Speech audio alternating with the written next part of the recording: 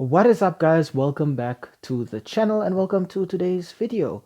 For this one, I thought we could look at a team profile for the 2024-25 season for English Premier League team Manchester United.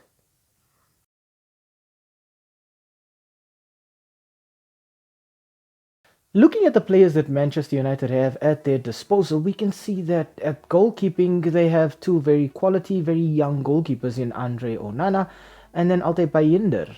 Both of these goalkeepers are very good and very solid choices.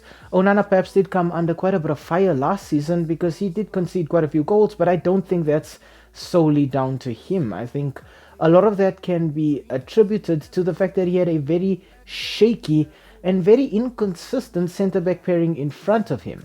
Speaking of centre-backs, at centre-back Manchester United will probably be looking to two players to slot into their starting 11. One of these centre-backs I think will be Argentine Lisandro Martinez, who was integral in Argentina winning the Copa America earlier this season. But I think as well it is very important to note that a lot of Manchester United's poor results came in matches where Martinez was unable to play in due to injury. So I think that already shows that he's a very important part in the machine that is Manchester United.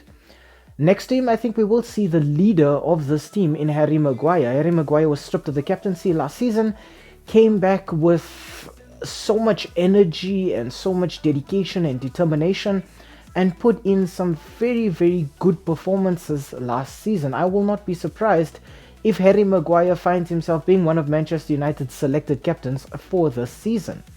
At right back, we'll probably see Aaron Wan-Bissaka, who I think has the potential to be one of the best right backs in the Premier League. This is a player who is very accurate with his long passes and his crosses.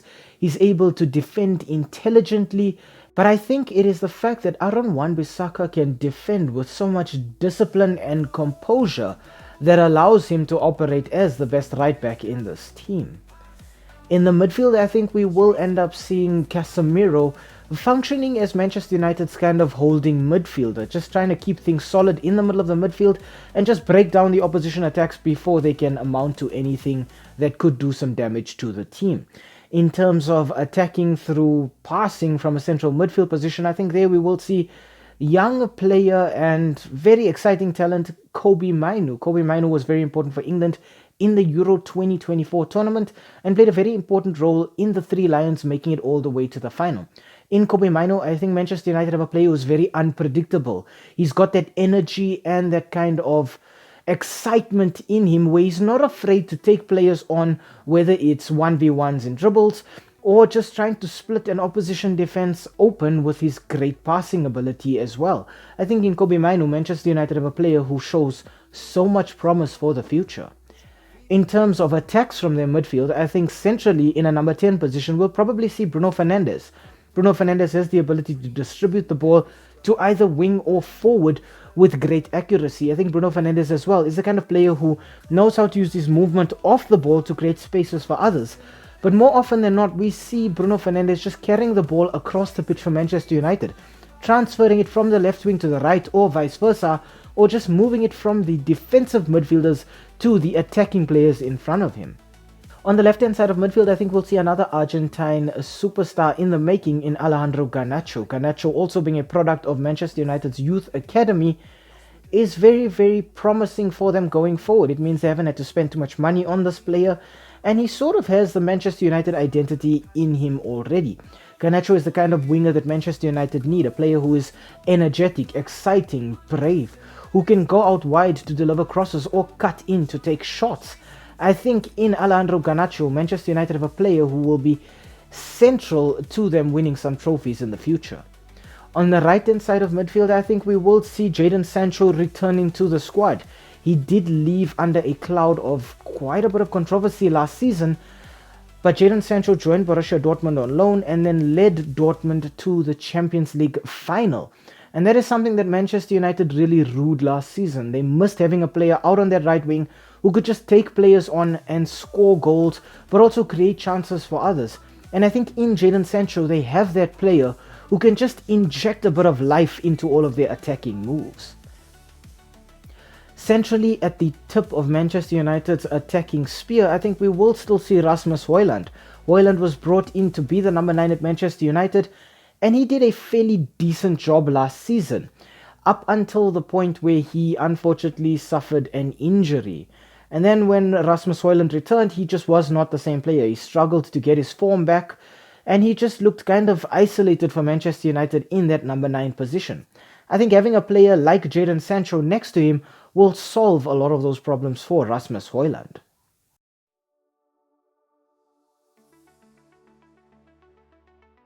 Okay, looking at the tactics that I think Erik ten Hag will employ with the Red Devils in this upcoming season, I think he's going to still stick with his standard 4-2-3-1 formation. It allows Manchester United to defend with 4 defenders at the back, giving the goalkeeper a bit of cover, but also having that double pivot 2 number 6s in the center of midfield. Players like Casemiro and Kobbie Mainoo, who can just sort of function as a team, with one of them choosing to cover the defense and the other choosing to move forward, but them also still functioning in such a way as to provide stability to that back four at the heart of the midfield. Out wide, I think Manchester United are still going to be looking to stretch the opposition defenders and just create holes where the midfielders can then run into. The problem is United did do this last season, but they didn't have that midfielder running in from deep to try and collect the ball or to break the line. And I think now they do have that in Kobbie Mainoo. I think sort of what it does as well is it gives Bruno Fernandes more freedom, because before Bruno Fernandes had to be both on the left hand side of United's midfield and the right to collect the ball from those wingers, but now he has a bit of cover in Kobbie Mainoo because there is another player who can perform that role for the Red Devils. In terms of attacking directly from the front third, I think we will still see Rasmus Højlund as well, trying to be that target man for Manchester United, just looking to be a massive headache to the opposition defenders and just make them tired. And then I think Erik ten Hag will switch his players at halftime or around the 60-minute mark, and then I think we'll see a player like Marcus Rashford come off the bench and just destroy the opposition with pace. I think, however, Manchester United do need to be very wary, because while they do prefer to play the counter-attacking style, which is more reactive football, which focuses on looking at what the opposition do and then taking the game from there, it does mean that they're actually very vulnerable to that style of football as well. And a team like Liverpool did do some massive damage to the Red Devils last season. So it will be interesting to see how Erik ten Hag now shifts his team around or gives them different instructions on how to be more clinical and more lethal up front. But I think when Manchester United go out now, we will actually see them being a little bit more attacking than they were last season.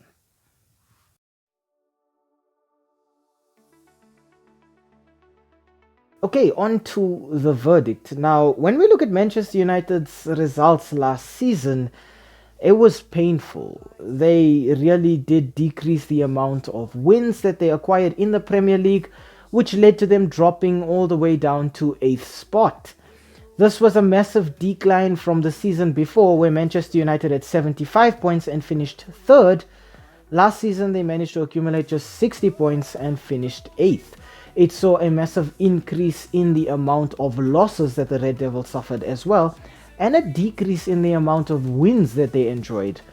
This, I think, has been a trend over the last 5 seasons, where we can see that United just have not been consistent at all. In terms of their team, I think goalkeeping wise Manchester United are covered, and centre back wise they're also pretty decent, but they come up short in terms of squad depth here, particularly in the left back position and centrally. In their centre back zones, they just don't have players to cover both Martinez and Maguire. Rafael Varane has left Old Trafford, and I think Victor Lindelof is not exactly a reliable centre back. He is flexible enough to be able to cover at left back, which is also another position where they have an issue, but I just don't trust Lindelof alone at the back. I think United need to go out and they need to acquire at least a centre back or a left back that can be converted to a centre back. Defensively, I give Manchester United a score of a 3 out of 5. In terms of their midfield, I think here United are actually pretty good. They have players who can do a variety of roles, and then they have replacements for these players. Casemiro can be replaced with McTominay. Kobe Mainu can be replaced with Christian Eriksen, and Bruno Fernandes can be replaced with Mason Mount. These three replacement players in McTominay, Mount, and Eriksen all come with a variety of problems of their own. Eriksen is not as young as he used to be. Mason Mount has struggled to find any semblance of form since joining Manchester United, and Scott McTominay has been relegated to a spot coming off from the bench, but he's made those appearances count, coming in clutch for the Red Devils. In terms of their midfield, I give Manchester United a 4 out of 5.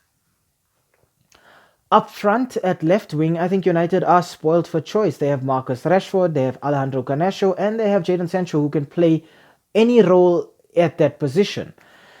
At right mid, however, that seems to be a bit of an issue. They do have Amad Diallo, who's very young and very exciting, but they also have Anthony, who I think is just not focused right now. Anthony has a lot of potential, a lot of dribbling ability, and a lot of creativity in him, but he too doesn't seem to fit into this Manchester United setup at all.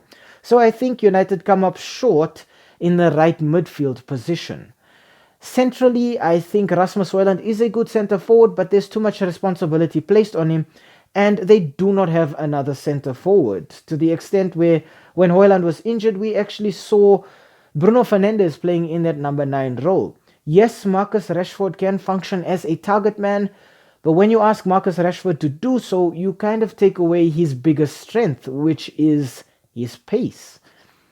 Up front, I give Manchester United a score of 2 out of 5. They lack too much consistency, they lack the cutting edge, they lack chemistry, and they really need to bring somebody in here who just fixes the team. We haven't seen Jadon Sancho play any football with these players yet on a consistent enough basis for us to be able to judge him in this Manchester United team. But when he has played, he's been decent, and I hope that he can bring some of that form that he showed for Borussia Dortmund to Old Trafford. So it looks like right now nobody at the club is focused, and that is something that Erik ten Hag needs to fix as soon as possible. In terms of their season though, United may have finished 8th, but they did qualify for the Europa League this season by winning the FA Cup, so they did manage to add some silverware to their season. Their Champions League campaign was disappointing and quite dismal, to be honest. Eliminated in last spot in a group consisting of Bayern Munich, Copenhagen, and Galatasaray. It was a group that United probably would have wanted to finish second in, but instead they finished last, and it meant they were out of Europe altogether.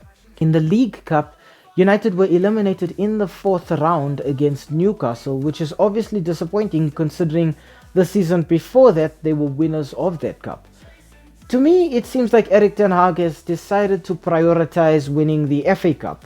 He looks to that to qualify to the Europa League, and then probably will look to win the Europa League to qualify to the Champions League.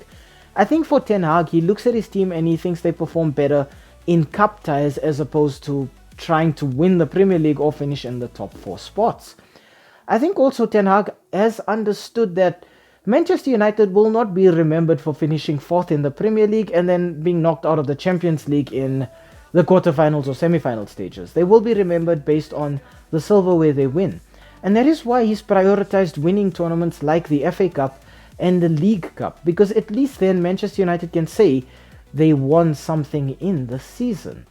All in all, I think Manchester United have a lot of room for improvement. Erik ten Hag will have to go back and question some of his tactics and question some of his players as well if they're looking to do anything significant this upcoming season. In terms of a forecast for the season, I think Manchester United don't finish in the top 4, so we're looking at a finish of maybe 5th or 6th. In terms of the FA Cup, I think they're going to give it their all. I think they're going to look to win it, so expect to see Manchester United in the semi-final of the FA Cup at least. In terms of the League Cup, I think they're going to use this to bring in more young players and to give players like Amad Diallo, Hannibal Mejri, and to a certain extent Kobe Mainu even more experience and bring them into the team even quicker. So I don't expect to see Manchester United make it past the semi-final of the League Cup. But in the Europa League, I think this is where Manchester United will be going all out. They're going to look to win the Europa League and qualify to next season's Champions League by winning this season's Europa League. I think that is where we will see the best performances of Manchester United. Hi. Thank you for making it to the end of this video. We really appreciate the watch time, and the fact that you took some time out of your day to spend it with us talking about the sport that we all love. If you enjoyed the content, why not, drop a like down below or comment in the comment section. Um, Maybe even consider subscribing to the channel. And I mean, while you are here right now, have a look at some of our old videos too. They should be appearing on the screen right now, along with that subscribe button. So you know exactly what to do. Um, Thank you so much. It really helps with the YouTube algorithm. And have a great day out there. And we hope to see you again very, very soon. Thanks. Stay safe.